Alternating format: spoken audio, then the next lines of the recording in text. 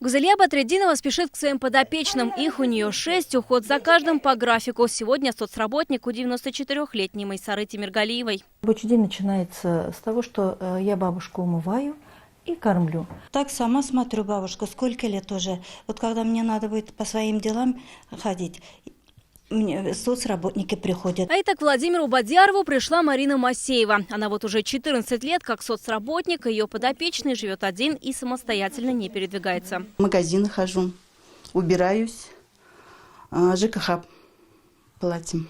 Очень доволен работой этих девчат. Они поддерживают жизненный уровень.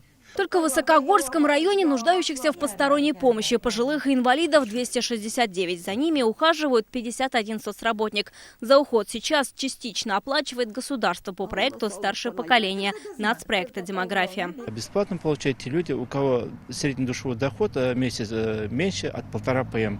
Это на сегодняшний день около 10 500. Также бесплатно получает труженик тыла и участник войны. Для родственников, которые ухаживают за пожилыми, бесплатно проводят курсы. На курсах все знания сразу применяют и на практике. Для этого здесь есть все необходимое оборудование, которое в дальнейшем рекомендуют родственникам для ухода за пожилыми и инвалидами. Кроме этого, здесь работает и прокат.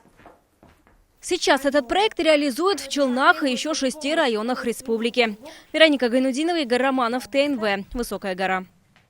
Смотрите все новости дня, программы и фильмы в наилучшем качестве на YouTube-канале ТНВ. Подписывайтесь.